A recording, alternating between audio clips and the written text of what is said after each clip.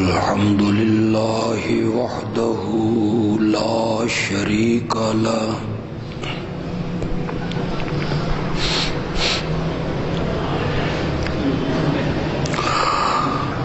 الحمد لله العلي العظيم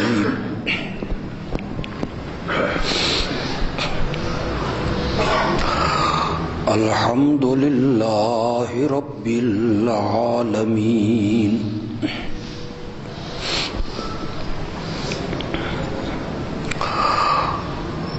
والعاقبة للمتقين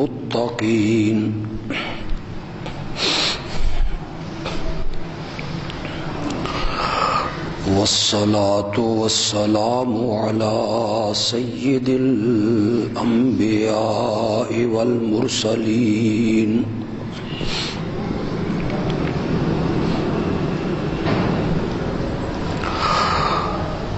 وعلى آله وأصحابه أجمعين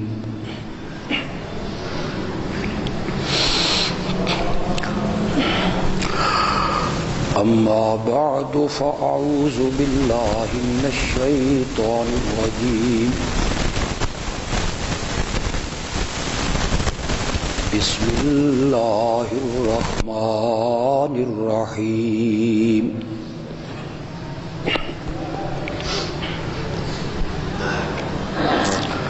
يا أيها الناس قد جاءتكم موعظة من ربكم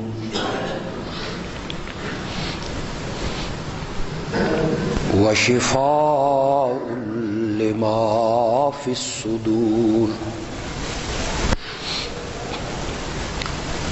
وهدى ورحمة للمؤمنين قل بفضل الله وبرحمته فبذلك فليفرحوا هو خير مما يجمعون اللهم صل على محمد وعلى آل محمد كما صليت على إبراهيم وعلى آل إبراهيم إنك حميد مجيد اللهم بارك على محمد وعلى آل محمد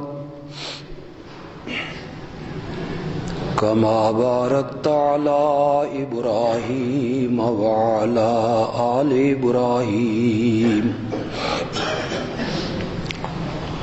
إنك حميد مجيد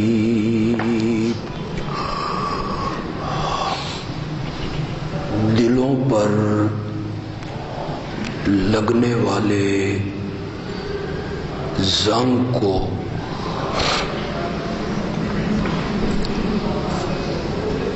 اتارنے کا پہلا نسخہ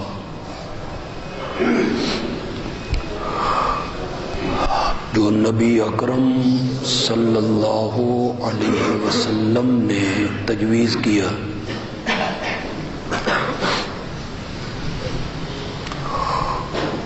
وہ ہے موت کو بہت یاد کرنا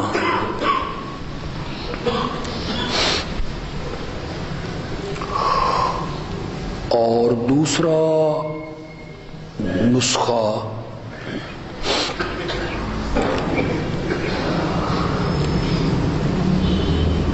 جو آپ نے تجویز فرمایا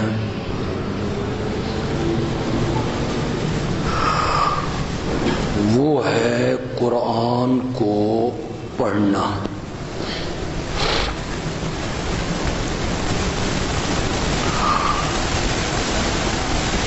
قرآن پاک نے بھی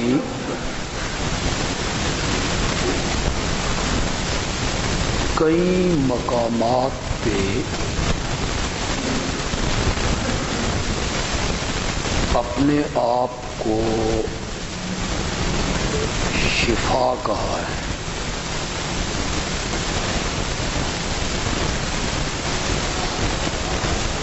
مومنوں کے لیے تو یہ میری رحمت ہے.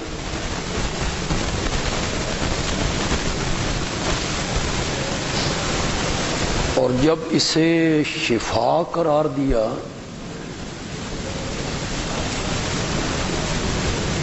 اس میں صرف مومنوں کو خطاب نہیں کیا بلکہ فرمایا یا ایھا الناس،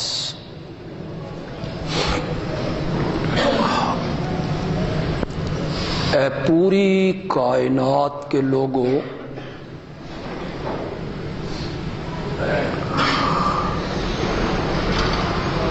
تمہارے پاس قرآن کی شکل میں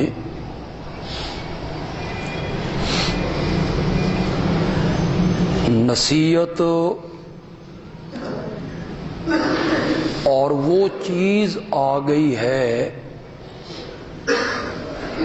جو شفا ہے لما فی الصدور،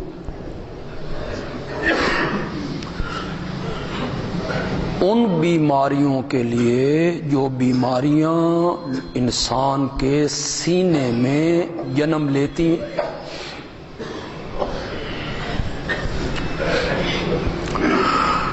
چنانچہ جس معاشرے میں اور جس ماحول میں اور جس علاقے میں قرآن پاک کے نزول کی ابتدا ہوئی،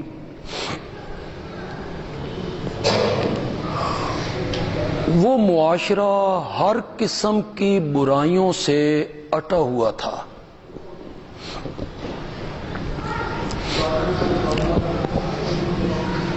کون سی وہ بدی تھی، برائی تھی،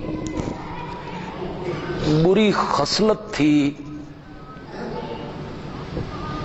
جو اس معاشرے میں موجود نہ ہو؟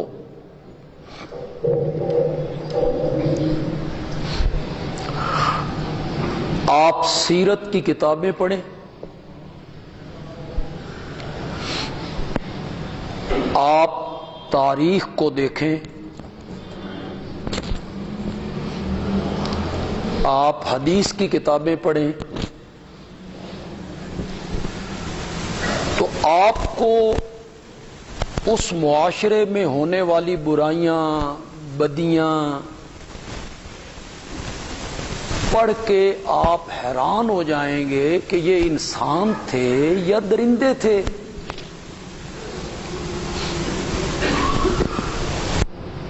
قرآن نے صرف تھوڑا سا اشارہ کیا، جہاں نبی اکرم صلی اللہ علیہ وسلم کی بعثت کا ذکر کیا نا، تو وہ بھی اللہ نے بڑے عجیب انداز میں ذکر کیا. لَقَدْ مَنَّ اللَّهُ عَلَى الْمُؤْمِنِينَ إِذْ بَعَثَ فِيهِمْ رَسُولًا مِّنْ أَنفُسِهِمْ.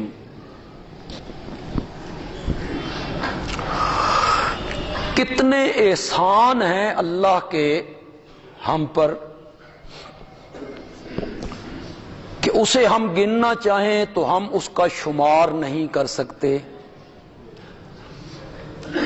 یہ خود ہمارا وجود، ہمارے وجود کے اعضاء، یہ انمول نعمتیں، قیمت ہی کوئی نہیں. یہ سورج، یہ چاند، یہ ستارے، یہ بادل، یہ بارش، یہ فصلیں، یہ پورا نظام ایک احسان ہے اللہ کا. لیکن کسی احسان کا اللہ نے منت نہیں جتلائی.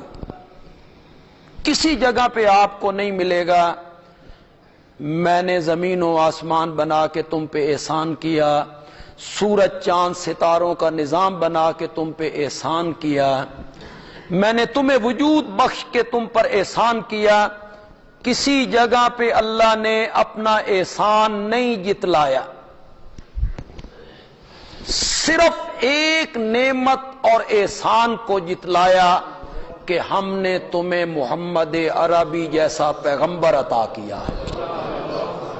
لَقَدْ مَنَّ اللَّهُ عَلَى الْمُؤْمِنِينَ إِذْ بَعَثَ فِيهِمْ رَسُولًا، اور احسان بھی جتلایا حرف تحقیق کے ساتھ، لام بھی پھر قد بھی، جو قسم کا معنی دیتا ہے۔ مجھے اپنی ذات کی قسم ہے اور مجھے اپنی صفات کی قسم ہے کہ میں نے مومنوں پر احسان کیا ہے۔ کب؟ اذ بعث فیہم رسولا، جب میں نے ان کے اندر بھیجا ایک رسول۔ اور پھر احسان یہ ہے کہ رسول کسی دوسری جنس سے نہیں بھیجا، من انفسہم، انہی کی جنس میں سے ہم نے ایک نبی بھیجا۔ جہاں اللہ نے اس کا ذکر کیا اپنے پیغمبر کا، پھر اپنے نبی کے 4 منصب ذکر کیے۔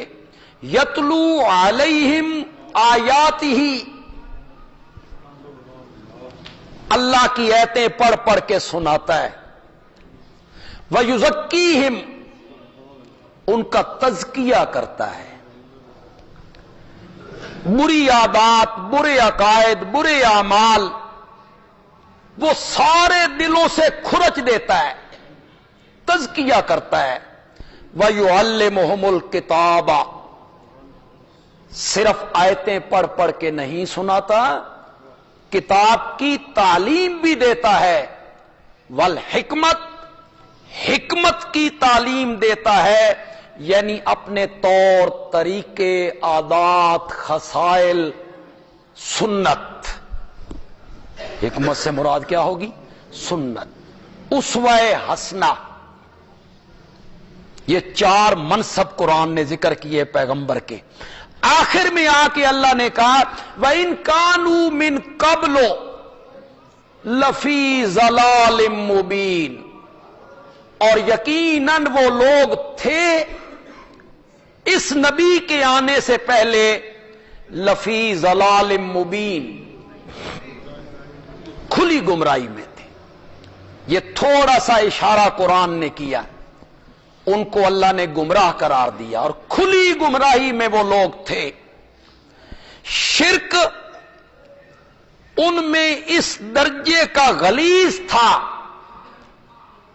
کہ وہ اپنے ہاتھوں سے پتھروں کو تراشتے، ان کے خد و خال بناتے، ان کے نئے نقشے بناتے، ان کو تراشتے، اور ایک بت، ایک مورت، ایک صورت بنا کے وہ ان کی پوجا پاٹ کرتے تھے، ان کی عبادت کرتے تھے، ان کے نام کی نظر و نیاز دیتے تھے، ان کے آگے سجدہ ریز ہوتے تھے، اور ان سے اپنی مرادیں مانگتے تھے، حاجات طلب کرتے تھے، انہیں رب کے دربار میں سفارشی بناتے تھے۔ کتنے نیچ لوگ ہیں، عقائد کے معاملے میں کتنے غلیظ ہیں، اور کس قدر گراوٹ ہے، اور کتنے گرے ہوئے لوگ ہیں۔ پہلے اپنے ہاتھ سے تراشا اور پھر اس سے اپنی مرادیں مانگنے لگ گئے۔ وہ پتھر کی ایک مورت بناتے تھے۔ اگر کسی کے ذہن میں یہ ہو نا کہ وہ بت پوجتے تھے، پتھر پوجتے تھے، اور قرآن ان کی تردید کر رہا ہے کہ جن کو تم پوجتے ہو وہ تمہاری پکاریں نہیں سنتے، جن کو تم پوجتے ہو وہ تمہارے مالک و مختار نہیں ہیں، جن کی تم عبادت کر رہے ہو وہ تمہاری پکاروں کا جواب نہیں دے سکتے، تمہارا نفع نقصان ان کے ہاتھ میں، نہیں ہے، نہ وہ مالک، نہ متصرف، نہ قادر، نہ مختار، نہ عالم الغیب۔ قرآن نے جگہ جگہ تردید کی ہے۔ پڑھیے آپ قرآن پاک کی مختلف آیات کو، تو کوئی بندہ یہ سمجھے کہ یہ ساری آیتیں بتوں کے بارے میں ہیں، اور یہ ہم پر یا ہمارے معاشرے پر فٹ نہیں ہوتی، اس لیے کہ ہم بت تو نہیں پوجتے ہیں۔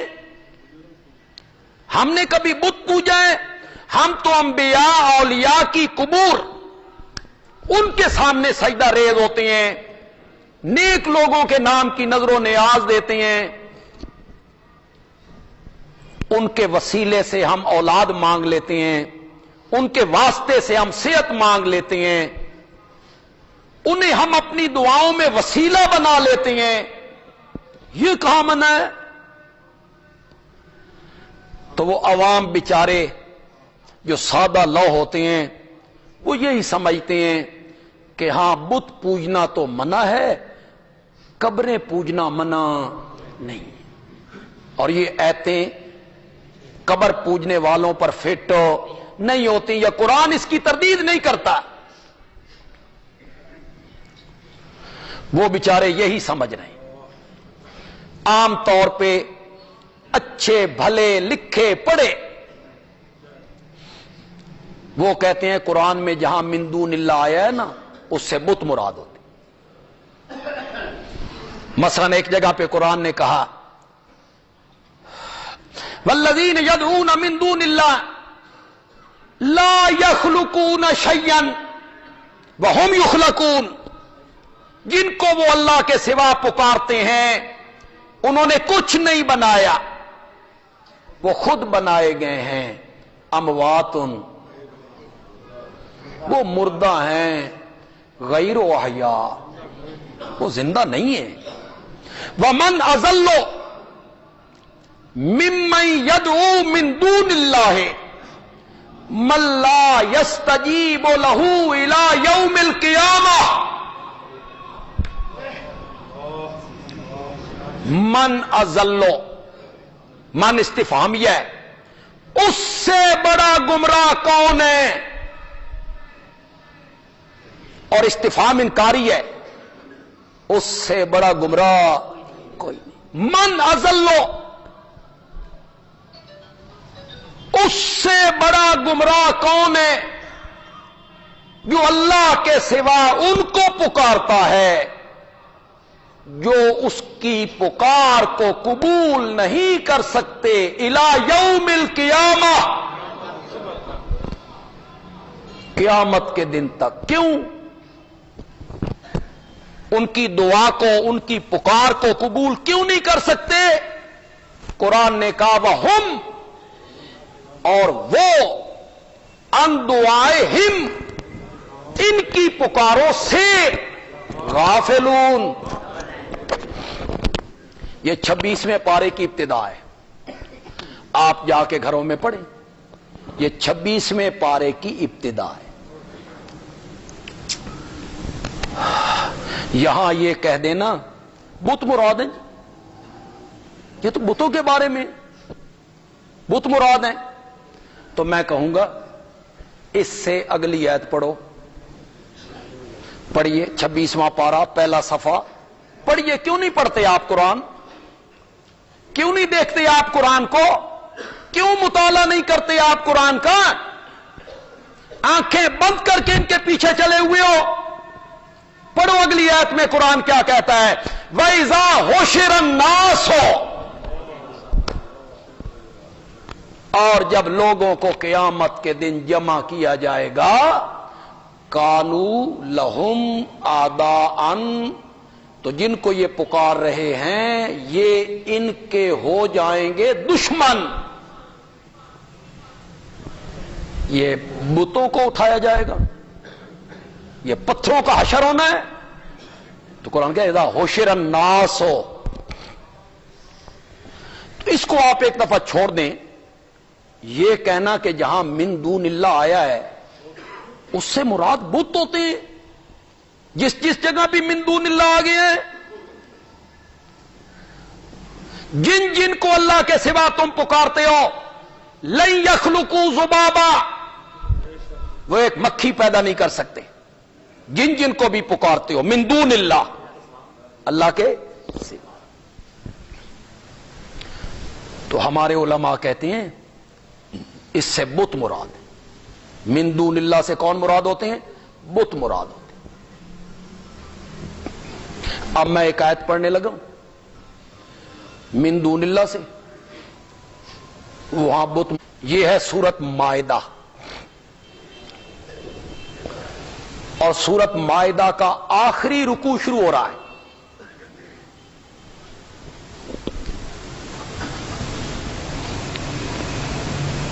یہ میرا خطاب، میری تقریر، میرا خطبہ صرف آپ نہیں سن رہے ہیں. یہ جب فیس بک پہ چڑھے گا اسے تقریباً 40,000 کے قریب لوگ سنیں گے. اس میں کئی لوگ ہوں گے دوسرے مسلک کے بھی ہوں گے. میں ان سے کہنا چاہتا ہوں خدا کے لیے قرآن اٹھاؤ. جس عالم کا ترجمہ آپ کے گھر میں موجود ہے اٹھاؤ. سورت مائدہ، اور سورت مائدہ کا آخری رکوع شروع ہو رہا ہے. وَإِذْ قَالَ اللَّهُ یا عیسی ابن مریم. کس کو ذکر کیا جا رہا ہے؟ ذرا بولو تو صحیح. ذرا کس کا ذکر ہو رہا ہے؟ زور سے بولو ذرا. وَإِذْ قَالَ اللَّهُ یا عیسی ابن مریم. جب اللہ قیامت کے دن کہے گا اے عیسیٰ بیٹے مریم کے، اَأَنْتَ قُلْتَ لِلنَّاسِ. یہ عیسائی کھڑے ہیں، یہ کہتے ہیں ہمیں تو حضرت عیسیٰ کہہ کے گئے ہیں مجھے الہ ماننا، مجھے معبود ماننا، میری عبادت کرنا، میرے سجدے کرنا، میرے نام کی نظر و نیاز دینا. یہ تیرے سامنے کھڑے ہیں. اَأَنْتَ قُلْتَ لِلنَّاسِ، کیا تو لوگوں سے کہہ کے آیا تھا اتخذونی و امیہ، کہ مجھے بھی بنا لینا اور میری ماں کو بھی بنا لینا الہین من دون اللہ. یہاں من دون اللہ سے کون مراد ہے؟ کون مراد ہے من دون اللہ سے؟ یہاں کس کا ذکر ہو رہا ہے پیچھے؟ یہ کہہ دینا بیچاری عوام کو کہ جہاں من دون اللہ کا قرآن میں لفظ ہوتا ہے وہاں سے بت مراد ہوتی ہے. یہاں عیسیٰ بیٹے مریم کا ذکر ہے اور من دون اللہ کا لفظ آیا ہے. ایک اور جگہ پہ کہا اتخذوا احبارہم ورہبانہم. احبار کسے کہتے ہیں؟ ہیبر کی جمع ہے. ہیبر کو کہتے ہیں بڑے عالم کو. آج بھی کہتے ہیں متبحر عالم، بہت بڑا عالم. رہبان کسے کہتے ہیں؟ درویش کو. رہبانیت، الگ ہو جانا. یہودیوں نے، عیسائیوں نے بنا لیا اپنے اپنے علماء کو اور اپنے اپنے بزرگوں کو اربابن رب من دون اللہ. یہ احبار بت ہیں، یہ رہبان بت ہیں. بس یہ کہہ کے جان چھڑا لینا کہ جہاں جہاں من دون اللہ قرآن میں آیا جی وہاں سے تو بت مراد ہوتے ہیں. اور ہم تو بتوں کی عبادت پوجا پاٹ نہیں کر رہے ہیں، ہم تو نبیوں ولیوں کی قبروں کو پوج رہے ہیں. تو یہ ایتیں ہم پر کیسے فٹ ہو گئیں؟ چلو ایک بات کا آپ جواب دیں اور خدا لگتی بات کہیں، نہ میری دھڑ کریں. اللہ کو حاضر ناظر جان کے قولوا قولا سدیدا، سیدھی بات کرو، کھری بات کرو، سچی بات کرو، سچی بات کہو. امام الانبیاء، سرور کائنات، خاتم النبیین حضرت سیدنا محمد الرسول اللہ صلی اللہ علیہ وسلم یہ قرآن لے کے آئے. آپ نے مکے والوں سے کہا بت نہ پوجیا کرو، بزرگاں دیاں قبراں پوجیاں کرو. یہی کہا تھا، خوف خدا کرو. نبی پاک کی دعوت یہی تھی، بھائی بت نہ پوجا کرو، انبیاء اولیاء کو پوجا کرو، حضرت ابراہیم کے واسطے سے دعا مانگا کرو، میرے وسیلے سے دعا مانگا کرو. یہ تعلیم دی ہے قرآن نے، یہ تعلیم دی ہے امام الانبیاء نے؟ نہیں. میرے نبی نے تعلیم دی قال ربکم، تمہارا رب کہتا ہے ادعونی، مجھے پکارو، استجب لکم، میں تمہاری پکاروں کا جواب دیا کرتا. پتہ نہیں تم نے یہ ساری باتیں کہاں سے نکالی. بڑے بڑے علماء ہیں، اب ان کا نام بڑا ہے، لوگ ان کو سنتے ہیں، سمجھتے ہیں بھئی یہ جو کہہ رہے ہیں سچ کہہ رہے ہیں، تحقیق لوگ کرتے نہیں ہیں.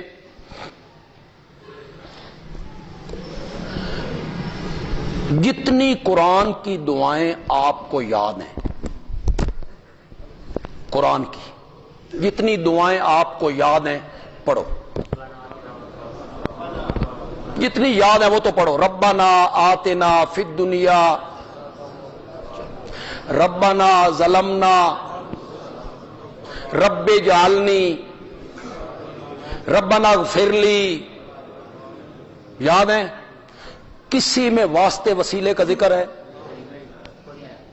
کسی میں صدقے کا ذکر ہے، کسی میں طفیل کا ذکر ہے. جتنی دعائیں حدیثوں میں آتی ہیں پڑھو. حد نہیں ہو گئی لوگوں کی؟ جتنی دعائیں، کھانا کھانے سے پہلے، کھانا کھانے کے بعد، مسجد میں آتے ہوئے، مسجد سے نکلتے ہوئے، سواری پہ چڑھتے ہوئے، سواری سے اترتے ہوئے، چاند کو دیکھتے ہوئے، کپڑوں کو پہنتے ہوئے، وضو کو کرتے ہوئے، لیٹرین میں جاتے ہوئے، خدا لگتی بات کہو. میرے نبی نے جو دعائیں سکھائی ہیں کسی میں واسطے وسیلے صدقے طفیل کا ذکر ہے؟ ہماری سمجھ سے باہر ہے. علماء نے کہاں سے یہ باتیں نکالی ہیں؟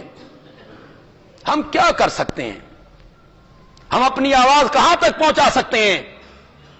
اچھے بھلے دیندار علماء وہ بھی دعا کریں گے نبی پاک دے صدقے نال قبول کر. اونجتے تو نہیں کردا، وہ بھی یہی دعا مانگ. واسطے کا ذکر، وسیلے کا ذکر، صدقے کا ذکر. قرآن پاک نے اسی سورت یونس میں کہا،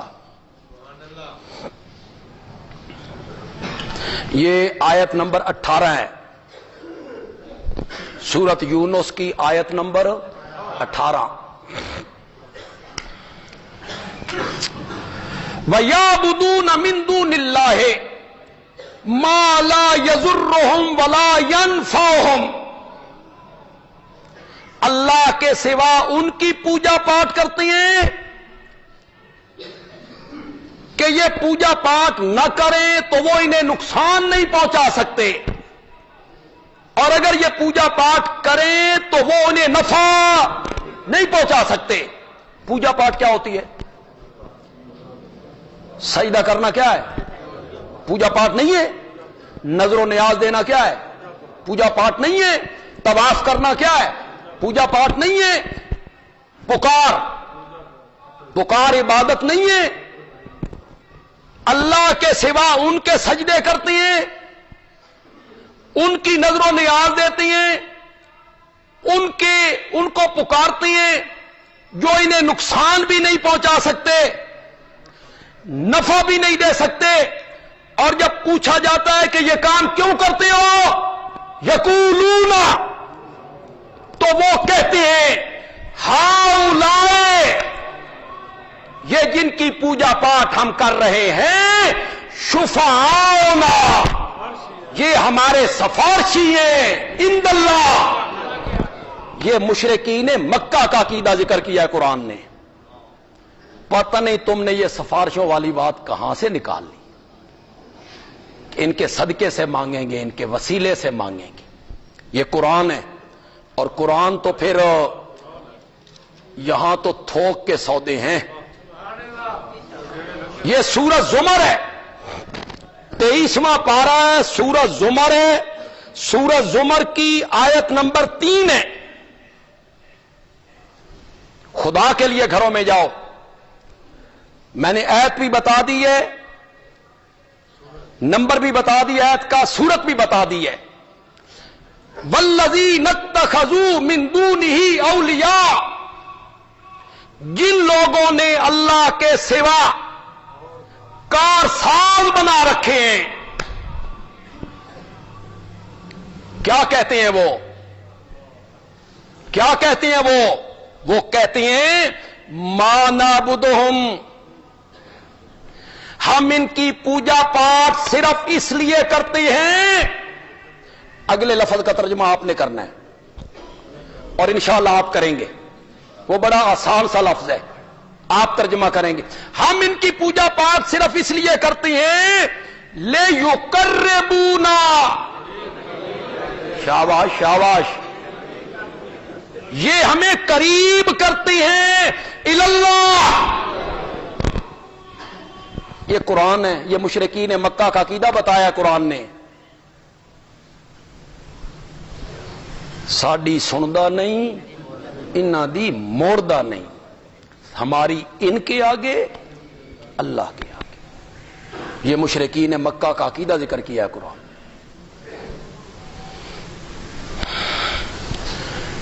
پتہ نہیں، خدا دی قسم ہے، یہ وسیلے کا جو طفیل اور صدقے کی بات ہے،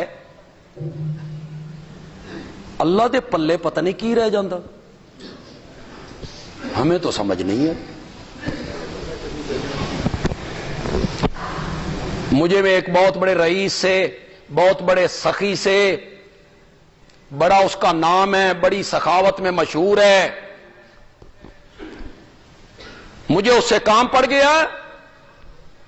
میں نے کوئی چیز لینی تھی، بڑا مشہور ہے، سخی ہے، کسی کو نہیں موڑتا. میں چلا گیا، اس نے مجھے چیز نہیں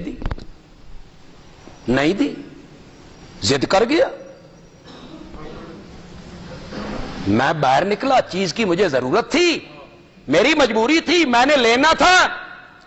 مجھے کسی نے بتایا اس کا فلاں دوست ہے نا، اس دی گل نہیں موڑدا، تو نے چیز لینی ہے نا اس کو جا، او تیرے نال جائے، سفارش کرے، پھر مل جائے گی چیز. میں دوست کے پاس چلا گیا، اس کی منت کر کے لایا، اس نے سفارش کر دی، اس سخی نے مجھے چیز دے دی. سخی دے پلے کی رہ گیا؟ تم نے اللہ کے پلے کیا رکھا ہے؟ اللہ نو وکھاندے ہو، اونج تے نہیں دیندا، اے ہن نبی دا واسطہ ہی دینا کہ نہیں دیندا؟ انا للہ انا الیہ راجعون. پتہ نہیں لوگوں نے یہ کہاں سے بنا.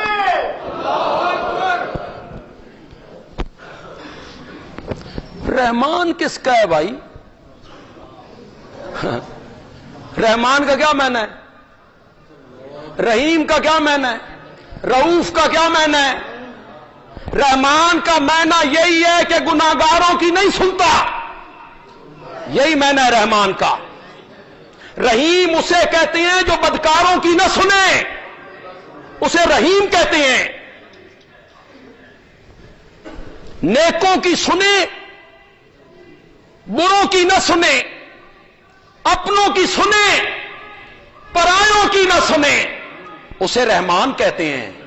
جی اسی کو رحمان کہتے ہیں، اسی کو رحیم کہتے ہیں. نہیں، رحمان اس کو کہتے ہیں جو دوستوں سے پہلے دشمنوں کی سنتا ہے، وہ رحمان ہے.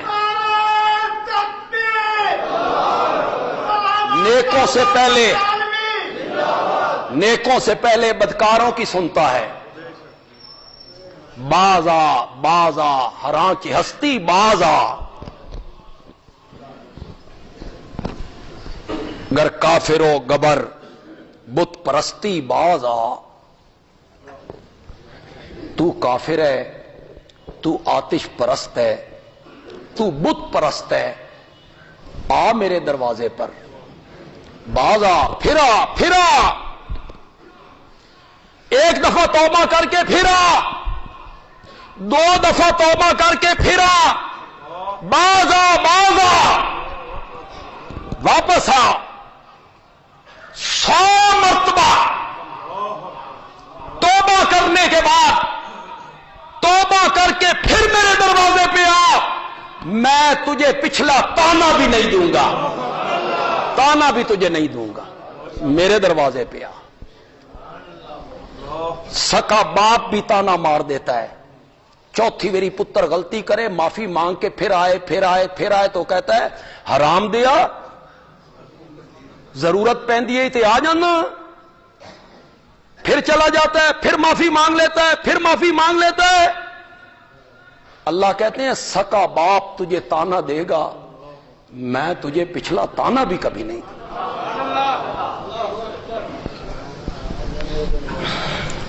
یا عبادی الذین اسرفوا علی انفسہم لا تقنطوا من رحمت اللہ فإن اللہ یغفر الذنوب جميعا. اس کے دروازے کو چھوڑ کے کہاں دھکے کھا رہے ہیں. قسمت دیکھو اس قوم کی، جانوروں کے پیچھے جھنڈیاں، تابوت، لکڑیاں، پتھر، کن کے پیچھے بھاگ رہے ہو؟ گناہگاروں کو آواز لگا رہا ہے. کیا کہنا چاہیے تھا؟ او مجرموں،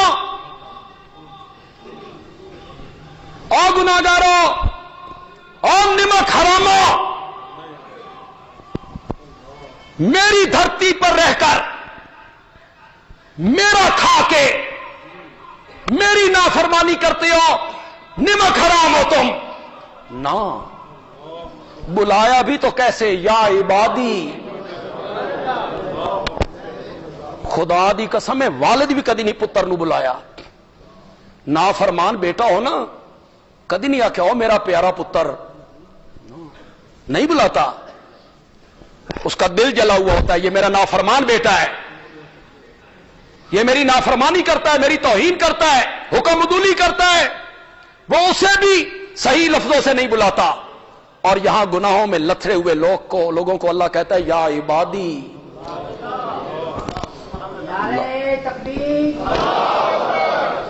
یا عبادی الذین اسرفوا علی انفسہم، جنہوں نے اپنی جانوں پہ ظلم کیا ہے گناہ کر کے. لا تقنطوا من رحمت اللہ، اللہ کی رحمت سے نا امید نہ ہو. فإن اللہ یغفر الذنوب جميعا، فإن اللہ یغفر الذنوب جميعا. ایک دفعہ توبہ کر، یہاں شرمندگی محسوس کر لے، سارے گناہوں تے لیکے مار دیا.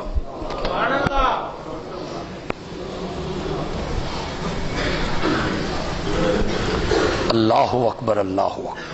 بڑی حیرانگی ہوتی ہے کبھی کبھی. قرآن کہتا ہے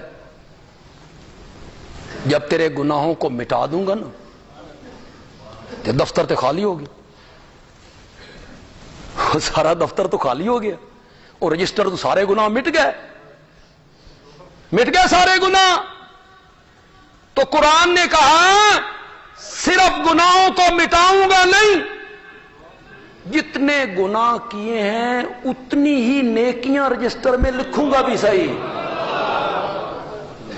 حد ہو گئی. اس کو چھوڑ کے دھکے کہاں کھا رہے ہیں،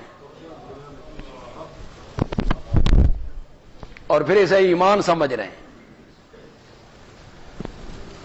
اللہ اکبر اللہ اکبر. بات کہاں سے شروع کی, کہاں بات نکل گئی. چلو اللہ کرے کسی کو کوئی مسئلہ سمجھ آ جائے.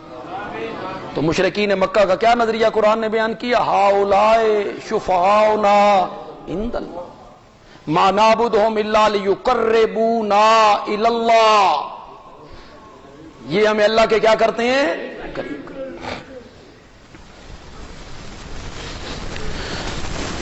ہماری فقہ حنفی کی جو کتاب ہدایہ قدوری ہے, یہ ہمارے درس نظامی میں پڑھائی جاتی, سب کل پڑھائی جاتی. اور مزے کی بات یہ ہے کہ ہمارا جو درس نظامی ہے یہ بریلوی اور دیوبندی مدارس کا ایک ہی ہے. یہ آپ کو پتا تھا پہلے؟ ایک ہی. پہلے سال سے لے کے آخری سال 8واں سال بریلوی دیوبندی نصاب ایک ہے. دونوں مدرسوں میں وہی کتابیں پڑھائی جاتی. یہ جو کئی لوگ ٹی وی ٹاک تبصروں میں بیٹھتے ہیں مختلف چینلوں پر, ڈاکٹر, پروفیسر, وکیل اور بڑے تجزیہ نگار, تو وہ کہتے ہیں مدرسوں میں یہ اپنی اپنی تعلیم پڑھائی جاتی ہے, اپنا اپنا مسلک سکھایا جاتا ہے. میں لال بجھکڑوں سے کہوں گا کہ پہلے چیک کرو, ایڈے تجزیہ نگار نہ بنو, انصاف کرو, پہلے چیک کرو نصاب کو.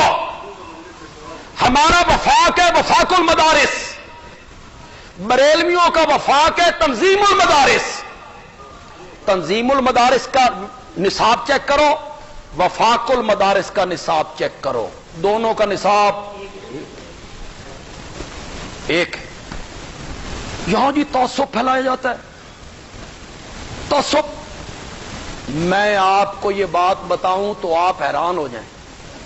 ہمارے مدارس میں جو قرآن کی تفسیر پڑھائی جاتی ہے, بریلوی مدارس میں, دیوبندی مدارس میں, اس کا نام ہے تفسیر جلالین.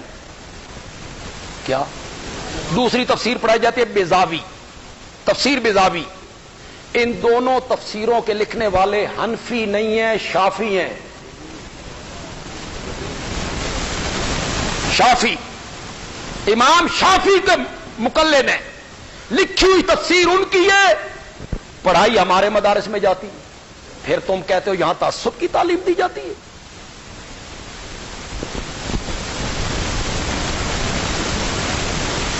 ایک نصاب ہے دونوں جگہوں پر. قدوری پڑھائی گئی, ہدایہ پڑھایا گیا. میرے سامنے قرآن ہے, میں باوضو غلط بات میں کیوں کہوں گا؟ کل آپ میرے گریبان میں پکڑیں گے, کل کوئی مولوی کہے گا اٹھ کے نہیں جی نہیں ہدایت ہے, کو نہیں لکھا ہے, تو میں کیوں کروں بات ممبر پہ؟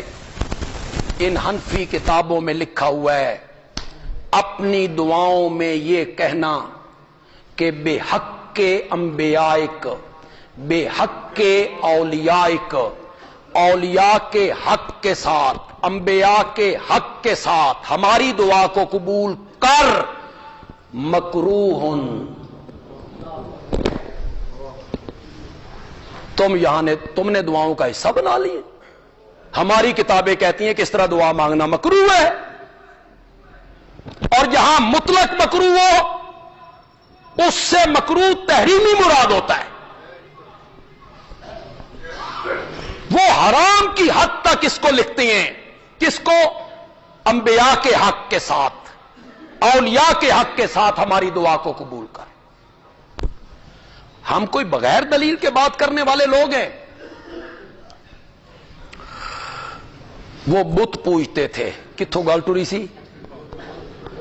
جس معاشرے میں میرے نبی قرآن لے کے آئے تھے, اصل میں یہ بیان کرنا چاہتا تھا کہ قرآن سینوں کی بیماریوں کے لیے کیا ہے؟ شفا ہے. اس معاشرے کو کیسے بدلا؟ وہ بیمار معاشرہ, مہلک امراض کا شکار معاشرہ, شرک, سرطان ہے, کینسر, اس کے وہ مریض ہیں، بت پوجتے ہیں، بتوں کو چھوتے ہیں، ان کے سامنے ہاتھ باندھ کے زاریاں کرتے ہیں، ان کے سجدے کرتے ہیں، ان کے نام کی نظر و نیاز دیتے ہیں، ان کو پکارتے ہیں۔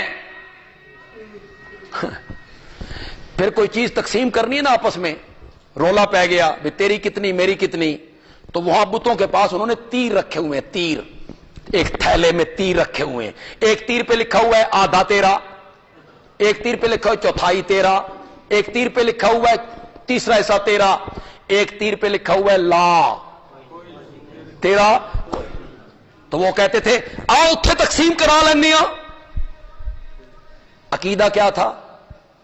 یہ بزرگوں کی جگہوں پہ تیر رکھے ہوئے ہیں اور بزرگ اپنے تصرف سے اس کو کیا کر رہے ہیں؟ پہلے بندے نے تیر نکالا، کہا نصف لک، آدھا تیرا، وہ تو لے کے ٹر گیا۔ دوسرے نکالو تو کہا اللہ، تو وہ سمجھتے تھے یہ کون تقسیم کر رہا ہے؟ وہ جس کو قرآن نے کہا والازلام والانصاب رجس من عمل الشیطان فاجتنبوہ، تیروں سے اپنی قسمت کا حال معلوم کر۔ اس قوم کا کیا ہے، اے فٹ پاتھاں تے بیٹھے ہوئے نجومیاں دے سامنے ہاتھ پھیلائی کھلوتے، تو ویکھ سک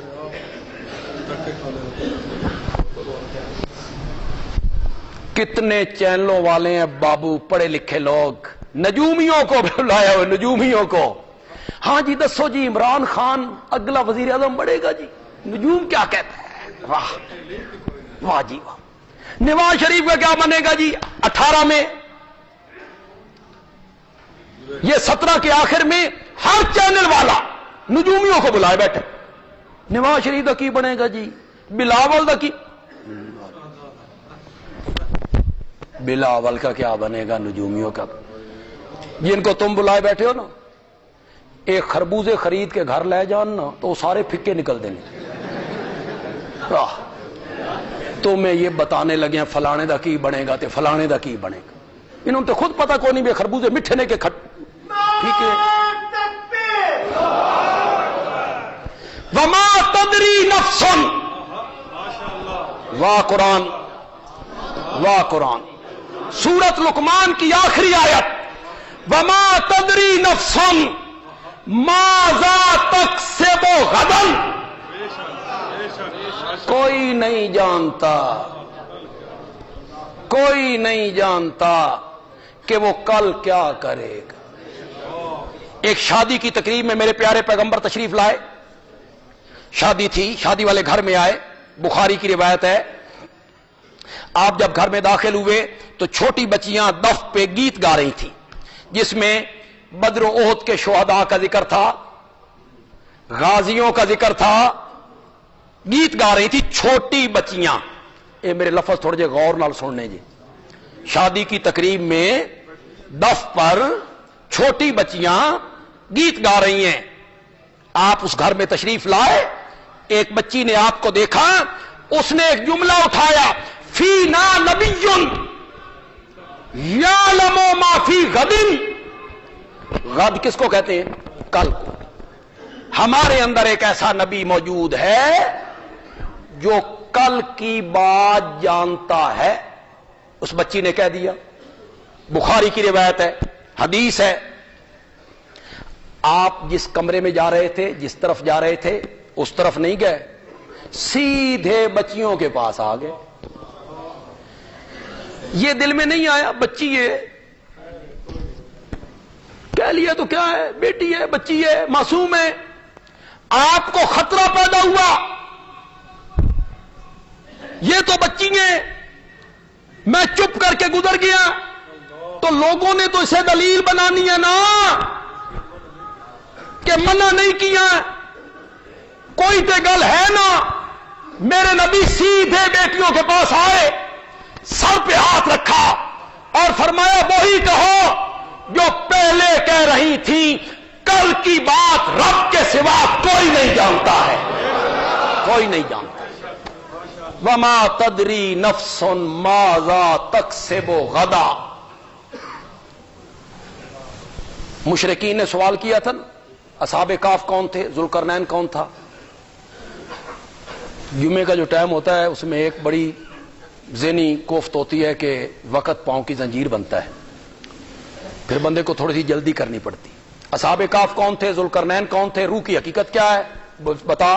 یہودی نے پٹیاں پڑھاتے تھے، یہودی. وہ آئے، پوچھا، آپ نے فرمایا کل آنا، کل جواب دوں گا. کل وہ آ گئے، وہ نہ آیا. آپ کے ذہن میں یہ تھا نا کہ وہ آئے گا تو میں جواب وہ مجھے بتائے گا تو جواب دوں گا نا. وہ آ گئے، وہ نہ آیا. آپ نے فرمایا کل آنا. وہ تیسرے دن آ گئے، آپ نے فرمایا کل آنا. وہ چوتھے دن آ گئے، آپ نے فرمایا کل آنا. وہ 5ویں دن آ گئے. 17 دن گزر گئے. کتنے؟ 1 منٹ کے لیے تصور کرو، 1 منٹ کے لیے. میں ہوں، خدا کی قسم، اللہ گواہ ہے، میرے جیسے لوگوں سے، میرے جیسے لوگ، ساری دھرتی میرے جیسے لوگوں سے بھر جائے، نبی پاک کے جوتی مبارک کے تلوے کے ساتھ جو ریت کے ذرے لگتے تھے نا، ایک ذرے کا بھی مقابلہ نہیں ہو سکتا، نہیں ہو سکتا. کیا حیثیت میری.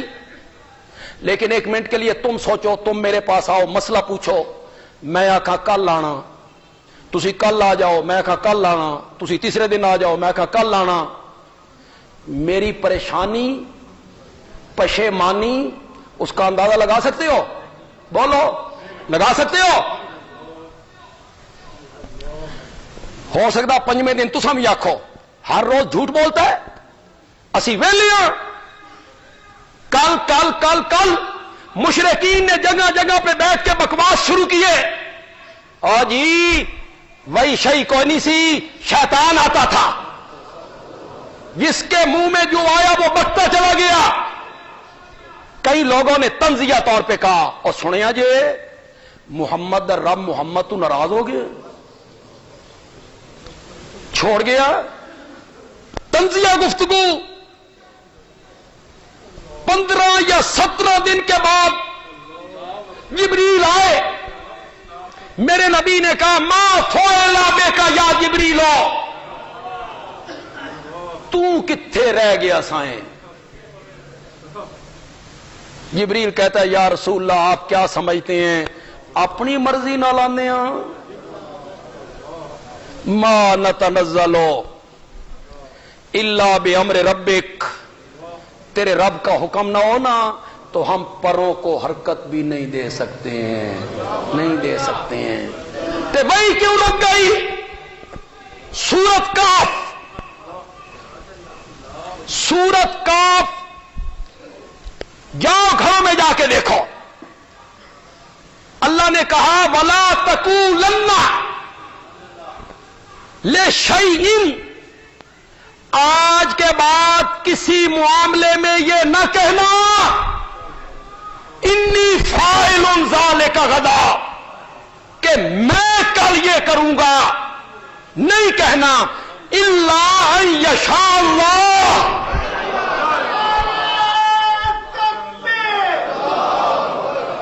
مگر ساتھ یہ کہنا ہے.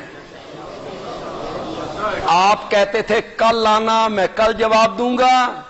آپ انشاءاللہ نہیں کہتے تھے، ہم نے وہی روک لی. میں ہاتھ باندھ کے آپ سے پوچھنا چاہتا ہوں، بتاؤ جب آپ کہتے تھے کل آنا، آپ کو پتا ہوتا تھا کہ جبریل نے نہیں آنا؟ اگر پتا ہوتا کہ جبریل نے نہیں آنا تو آپ وعدہ کرتے؟ تم نجومیوں کو چینلوں پہ بٹھا کے عمران خان تے نواز شریف دی قسمت دے حال پوچھ دے پھر دے. واہ، یہاں امام الانبیاء ہے، انہیں یہ علم نہیں کہ کل جبریل نہیں آئے گا. اور پھر اللہ نے وہ میرے نبی جو افسردہ ہوئے، پریشان ہوئے، 17-15 دن پریشان رہے، کیا بن گیا؟ وہی کیوں نہیں آتی؟ اللہ نے کہا والضحیٰ واللیل اذا سجا ما ودعک ربک وما قلی۔ خدا دی قسم ہے، اس سے جڑی چھپی ہوئی محبت ہے نا، اللہ اکبر، قسم بھی اللہ نے کیسی اٹھائی۔ اللہ جب قسم اٹھاتے ہیں تو اسے بطور شہادت پیش کرتے ہیں، بطور گواہ۔ مجھے دن کے چڑھنے کی قسم ہے، مجھے رات کے چھا جانے کی قسم ہے، میرے پیغمبر وقت ہمیشہ ہکو جیا نہیں رہندا، کبھی دن کے اجالے ہوتے ہیں، کبھی رات کے اندھیرے ہوتے ہیں، کبھی وہی آتی ہے، کبھی وہی نہیں آتی۔ میں 2 قسمیں اٹھا کے میں آپ کو یقین دلاتا ہوں، ما ودعک ربک وما قلی، میں تیرے کو ناراض بھی کوئی نہیں ہویا تے تین چھوڑیا بھی کوئی نہیں۔ اللہ نے تسلی دی اپنے نبی کو۔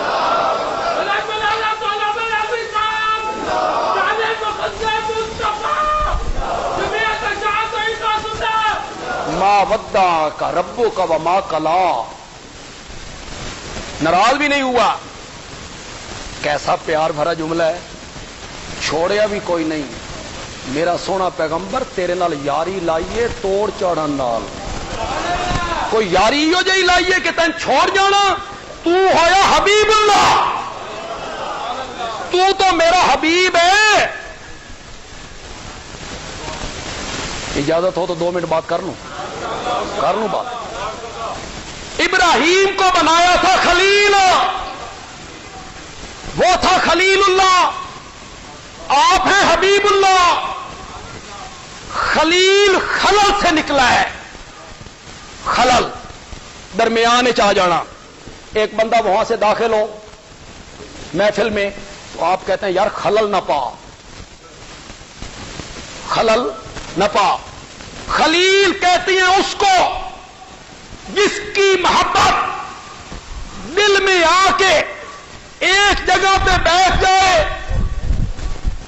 جائے، اور حبیب اللہ نکلا ہے حب سے۔